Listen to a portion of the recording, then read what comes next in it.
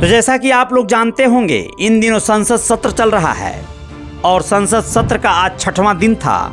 इस 6वें दिन पर विपक्ष के नेता राहुल गांधी को जब 90 मिनट का समय मिला तो उन्होंने पूरी बखिया उधेड़ कर रख दी। सरकार से ऐसे डिबेट किए, इतनी बातें अपने पक्ष के रखे कि सारी बातें कहीं ना कहीं पूरी तरह से उस पर फिट बैठती थी जो चुनाव से लेकर अब तक की सरगर्मियां बनी हुई थीं। आप लोगों को बता दें, राहुल गांधी आज पूरे तेवर और फॉर्म में नजर आए, क्योंकि वो विपक्ष नेता हैं और उनको पूरा अधिकार है अपनी बातों को रखने का, इसलिए उनको पूरा समय भी दिया गया। वैसे तो जब हम सब कभी संसद में चल रहे सत्र के बारे में सुनते हैं तो मन में एक कौतूहल बनता है कि संसद में होने वाली कार्रवाई को पूरे शिद्दत से सुना जाए, पूरा सुना जाए कि हमारा कौन सा नेता देश की सर्वोच्च पंचायत संसद भवन में क्या बोल रहा है, उसकी बातों का कितने सदस्य समर्थन और कितने सदस्य विरोध कर रहे हैं। सबसे रोचक तो ये देखना होता है कि जब कोई सांसद अपनी दलील रख रहा होता है तो बीच बीच में बेसुर ताल के उसकी हर बात पर चीखते चिल्लाते विपक्षी पार्टी के सांसदों द्वारा जो विरोध दर्ज कराया जाता है, जो कई बार यह सोचने पर विवश करता है कि हम होते तो मार हो जाती, लेकिन ये सांसद बहुत सहनशीलता का प्रमाण भी पेश करते हैं। कोई कितना भी विरोध दर्ज कराए, लेकिन उन्हें अपना पक्ष रखने का हक होता है, जिसके तहत संसद में बोली जाने वाली कुछ संसदीय भाषा निर्धारित की गई है। लेकिन वो सारी मर्यादा ताक पर रखकर कई बार कुछ सांसद अक्सर बेमतलब के चीखते चिल्लाते नजर आते हैं। हद तो तब हो जाती है जब सभापति महोदय यानी स्पीकर साहब के बार बार मना करने के बावजूद भी वे अपनी बौखलाहट भरे शोर शराबे में कोई कमी नहीं लाते।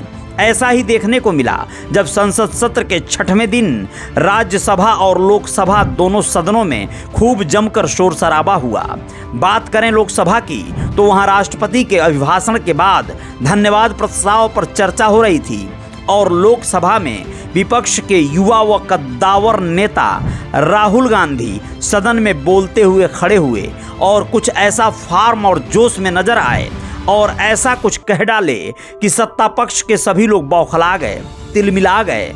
हुआ यूं कि राहुल गांधी ने भाजपा के सदस्यों को हिंदुत्व की अहिंसावादी सनातनी परंपरा पर भगवान शिव की तस्वीर के बारे में बताते हुए कहा, यदि आप भगवान शिव को देखें तो उनकी तस्वीर से ही आपको पता चल जाना चाहिए कि हिंदू हिंसा नहीं फैला सकता है, अतः आप हिंदू नहीं हिंसक हैं। उन्होंने कहा, भाजपा हर समय हिंसा फैलाती रहती है जबकि शिव जी सदैव अभय मुद्रा में रहते हैं। राहुल गांधी के इस बयान के बाद तो जैसे सदन में कयामत आ गई। ज्यादातर सदस्य उठकर चीखने चिल्लाने लगे। जिस कार्य के लिए उन्हें जाना जाता है या फिर चुना जाता है। अमित शाह ने इस बयान पर कहा कि अभय मुद्रा पर इस्लामिक विद्वानों से राय ले लेनी चाहिए। अगर नियम व कायदा नहीं पता है तो राहुल को ट्यूशन भी ले लेनी चाहिए। शाह ने आगे यह भी कहा कि राहुल गांधी को मालूम होना चाहिए कि देश के करोड़ों लोग स्वयं को गर्व से हिंदू कहते हैं और आप उनको हिंसक बता रहे हैं। यहाँ आप पाठकों को समझना होगा कि किस तरह से बात का पतंगड़ बनाया जा रहा है। आगे अमित शाह कहने लगे कि राहुल गांधी को देश के करोड़ों लोगों से माफी मांगनी चाहिए, जबकि राहुल ने यह भी कहा कि शिव जी के बाएं कंधे के पीछे त्रिशूल जमीन में गड़ा हुआ है, मतलब वह हिंसा का प्रतीक नहीं है। राहुल ने आगे कहा, कुरान में लिखा है, पैगंबर साहब ने कहा है कि डरना नहीं है। गुरु नानक जी के चित्र में भी आपको अभय मुद्रा ही दिखाई देगी। वह भी कहते हैं, डरो मत और डराओ भी मत। यहाँ तक कि जीसस क्राइस्ट के फोटो में भी आपको अभय मुद्रा ही नजर आएगी। यीशु ने कहा था, कोई आपको एक थप्पड़ मारे तो दूसरा गाल भी आगे कर देना। राहुल गांधी ने शिव जी की तस्वीर का पुनः हवाला देकर यह बताने की कोशिश किया कि शिव जी के बाएं हाथ के पीछे त्रिशूल जमीन में गड़ा है, इसलिए वह अहिंसा का प्रतीक है। अगर वह दाहिने हाथ में होता तब वह हिंसा का प्रतीक माना जाता। वह आगे कहते हैं कि शिव जी के गले में सांप है, जो यह दर्शाता है कि वह मृत्यु को अपने पास रखते हैं। वह यह कहना चाहते हैं कि मैं सच्चाई के साथ हूँ। राहुल गांधी शिव जी की फोटो सदन में दिखाना चाह रहे थे, जिसे उन्हें दिखाने से रोक भी दिया गया। आप लोगों को बता दें कि यह बात आगे बढ़ती रही और वह बीजेपी से विगत दिनों लड़े गए अपने चुनाव को कहते हैं कि वह हिंसा नहीं था, वह सच्चाई के साथ किया गया एक तर्क था, एक कार्य था। स्पीकर ओम बिरला ने राहुल गांधी से कहा, आप नेता विपक्ष हैं, आपको किसी धर्म के बारे में ऐसी टीका टिप्पणी करने का कोई मतलब नहीं है। तब राहुल गांधी दूसरी ओर मुड़े। उन्होंने कहा कि राम भगवान की जन्मभूमि ने भाजपा को मैसेज दिया है और वह मैसेज बगल में बैठे हैं। उन्होंने समाजवादी पार्टी के सांसद अवधेश प्रसाद की ओर इशारा करते हुए ये कहा, उन्होंने कहा कि मैं अवधेश प्रसाद जी से पूछा, आपको कब लगा कि आप जीत रहे हैं? तो वह बोले, पहले दिन से लगा। उन्होंने कहा कि अयोध्या में एयरपोर्ट बना, लोगों से जमीन छीन ली गई, आज तक उसका मुआवजा उनको नहीं मिला। छोटी छोटी दुकानें तोड़ दी गईं, लोगों को सड़क पर ला दिया गया। राम मंदिर के इनॉग्रेशन में अडानी अंबानी आए थे, अयोध्या वासी नहीं आए थे।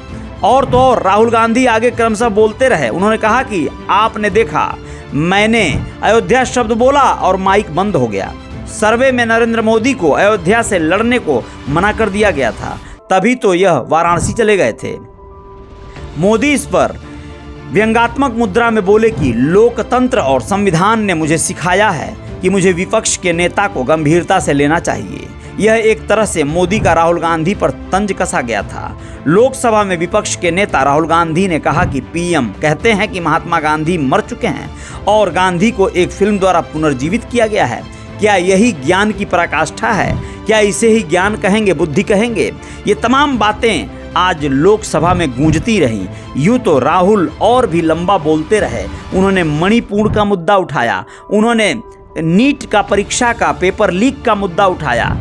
कोई पहलू नहीं था जिस पर उन्होंने बात नहीं किया। उन्होंने अपने भारत जोड़ो यात्रा के दौरान महिलाओं से मुलाकात और उन मुलाकातों में उनका दर्द, उनके घर में महंगाई की मार को लेकर हुई चर्चा का भी जिक्र किया। आप लोग क्या कहेंगे इस वीडियो पर जरूर कमेंट बॉक्स में बताइएगा। राहुल गांधी के पूरे सेशन को सुनने के लिए आप लोग हमारे ऑफिशियल वेबसाइट www.realreporternews.in पर विजिट कीजिए और जाकर पढ़िए पूरी खबर को। आप लोगों को सच्चाई से अवगत होना जरूरी है। जय जयकार जारी रहेगी। बहुत बहुत धन्यवाद, शुक्रिया। जय हिंद, जय Bharat, love you India, thank you.